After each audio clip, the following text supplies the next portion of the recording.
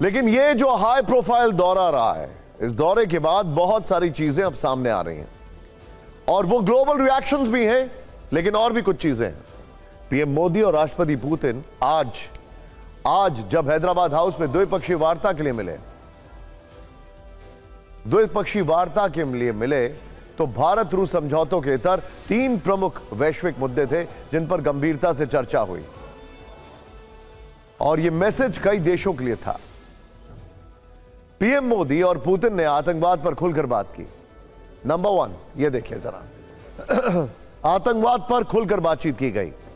PM Modi ने पहलगाम में हुए आतंकी हमले और रूस के क्रॉकस सिटी हॉल में किए गए कायरतापूर्ण हमले का जिक्र किया।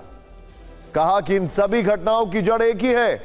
पुतिन ने भारत की इस चिंता पर सहमति जताई। कहा कि आतंकवाद के खिलाफ रूस भारत के साथ खड़ा है। अब यह कड़ा संदेश किस मुल्क के लिए था, आतंकवाद का प्रायोजक वो देश कौन है, यह आप सब जानते हैं। पीएम मोदी और पुतिन ने हर तरह के ट्रेड पर बातचीत की है। पुतिन ने साफ साफ कह दिया कि भारत को बिना रुकावट ईंधन की आपूर्ति जारी रहेगी। पुतिन के इस स्टेटमेंट पर हमने फिक्र की एक जरूरी फाइल बनाई है जो हम आपको आगे दिखाएंगे, लेकिन यह कड़ा मैसेज निश्चित ही अमेरिका और यूरोपीय देशों के लिए था जो भारत पर रूस से तेल न खरीदने का दबाव बनाते रहे हैं। अमेरिका ने भी इसी वजह से भारत पर भारी भरकम टैरिफ भी लगाया, सैंक्शंस हम कहेंगे। पीएम मोदी और पुतिन के बीच यूक्रेन युद्ध को लेकर लंबी बातचीत हुई है। पीएम मोदी ने आज फिर दोहराया कि भारत न्यूट्रल नहीं है, वो शांति का पक्षधर है। भारत के इन्हीं प्रयासों की प्रशंसा राष्ट्रपति पुतिन ने भी की।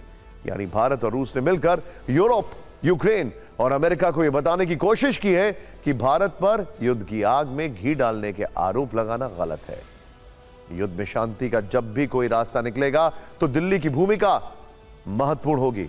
एक बार सुनते हैं पीएम मोदी और पुतिन की ये बड़ी बातें जो विश्व कूटनीति में बहुत मायने रखती हैं। इसके बाद इस दोस्ती के वर्ल्ड ऑर्डर बदल देने वाले कई गोल्डन चैप्टर ओपन करेंगे।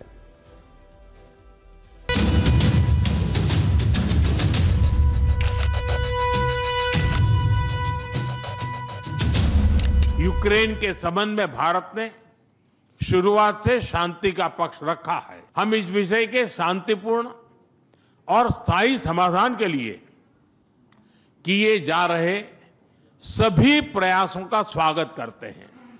भारत सदैव अपना योगदान देने के लिए तैयार रहा है और आगे भी रहेगा।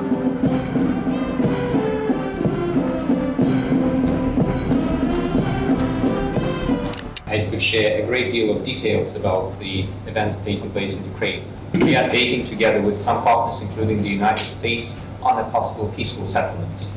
Thank you for the attention aimed at finding a solution to this situation. Our relations are deeply rooted into history, but it is not the words that matter, it is the substance of the matter which is very profound.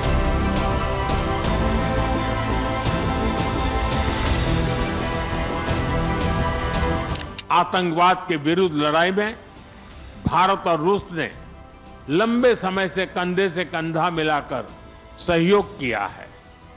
Pahalgam में हुआ आतंकी हमला हो या crocus city hall पर किया गया कायरतापूर्ण आघात, इन सभी घटनाओं की जड़ एक ही है। भारत का अटल विश्वास है कि आतंकवाद मानवता के मूल्यों पर सीधा प्रहार है और इसके विरुद्ध वैश्विक एकता ही हमारी सबसे बड़ी ताकत है।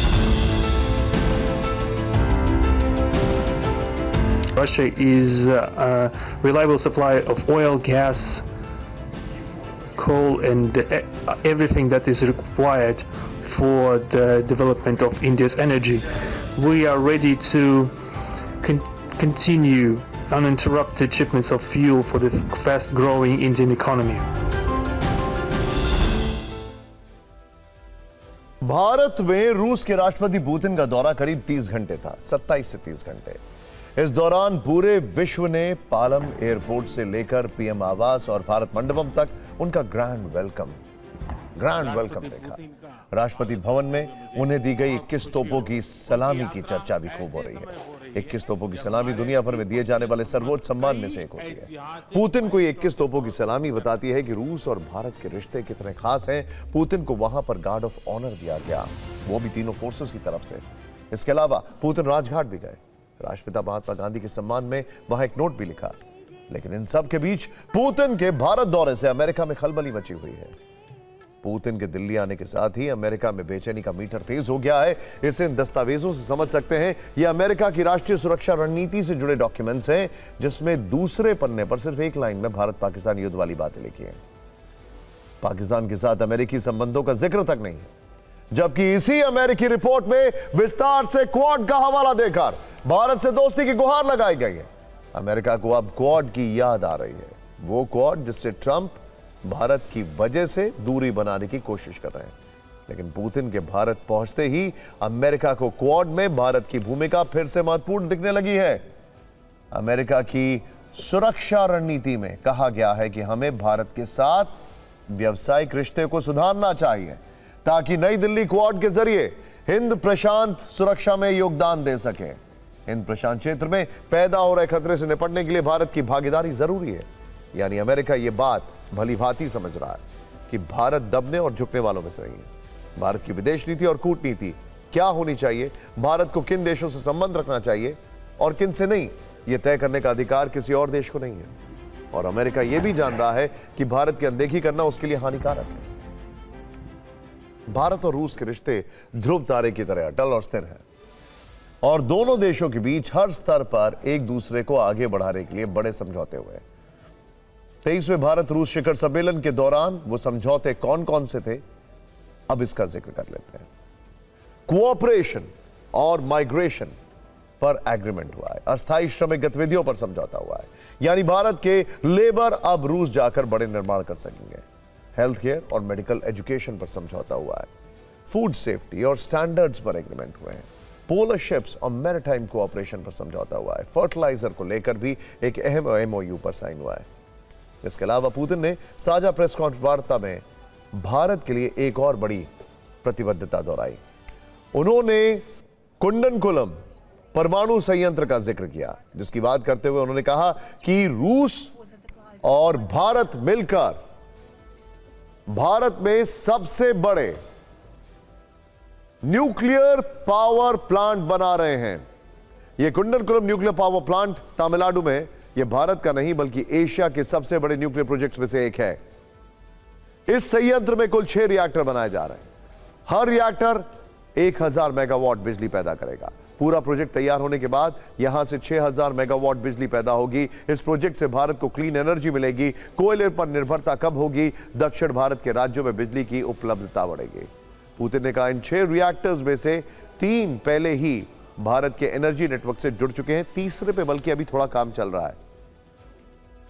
बाकी 3 रिएक्टर यूनिट 4, 5 और 6 उसके निर्माण के अलग अलग चरणों में। फोकस अभी 4 और 5 पर होगा। इसके अलावा भारत और रूस में कई महत्वपूर्ण रक्षा समझौते भी हुए, जिनकी चर्चा और डिटेलिंग सार्वजनिक नहीं की गई है। संयुक्त घोषणा पत्र में किसी रक्षा समझौते का नाम नहीं लिया गया है। इसमें बस इतना कहा गया है कि दोनों देशों के रक्षा क्षेत्रों के बीच लगातार हो रही बैठकों और समझौतों को हरी झंडी दी गई है। भारत में रूसी रक्षा उत्पादों को यहां बनाने, तकनीक साझा करने और ज्वाइंट प्रोडक्शन के लिए आगे बढ़ने पर सहमति जताई गई है। देखिए, आपको बताना यह जरूरी है कि सुरक्षा से जुड़े समझौते सार्वजनिक तौर पर नहीं बताए जाते हैं। इन्हें ज्यादातर गुप्त रखा जाता है, क्योंकि उनमें संवेदनशील जानकारी, राष्ट्रीय सुरक्षा के सीक्रेट्स और सामरिक विवरण होते हैं, जिनका खुलासा होने से देश की सुरक्षा खतरे में पड़ सकती है। खैर, जो बातें क्रेमलिन प्रवक्ता पेस्कॉव की ओर से पहले बताई गई है वो यही है कि पुतिन ने पीएम मोदी से S-400 पर चर्चा की है। Su-57 फाइटर जेट पर दोनों वर्ल्ड लीडर्स में बातें हुई हैं। आगे चलकर इस बारे में नई जानकारी भी सामने आ सकती है।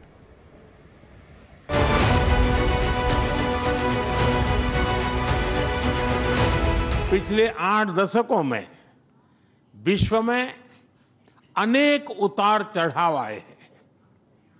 मानवता को अनेक चुनौतियों और संकटों से गुजरना पड़ा है, और इन सब के बीच भी भारत रूस मित्रता एक ध्रुव तारे की तरफ बनी रही है। First of all, I would like to sincerely thank the President of the Republic of India, Draupadi Murmu, you personally, distinguished Prime Minister, and all our Indian colleagues for the warm and hospitable welcome accorded to the Russian delegation. Yesterday, we distinguished Mr. Modi in the form of Tele-Set at his residence. The dinner was great. I would like to thank you for this sign of attention. Civil nuclear energy के क्षेत्र में हमारा दशकों पुराना सहयोग clean energy की हमारी साझा प्राथमिकताओं को सार्थक बनाने में महत्वपूर्ण रहा है। हम इस विन विन सहयोग को जारी रखेंगे। Our country, for the last half a century, has been helping to arm and modernize the Indian Army, including the Air Defense Forces, aviation, and the Navy. In general, we are undoubtedly satisfied with the results of the negotiation we just had. मुझे पूरा विश्वास है कि आने वाले समय में हमारी मित्रता हमें ग्लोबल चैलेंजेस का सामना करने की शक्ति देगी और यही भरोसा हमारे साझा भविष्य को और समृद्ध करेगा। We have very close and trusting cooperation in the military and technical area, and we are planning to move forward in all of these areas. This once again underscores the level and the trust of our relationship. Our teams have done a great work before this visit.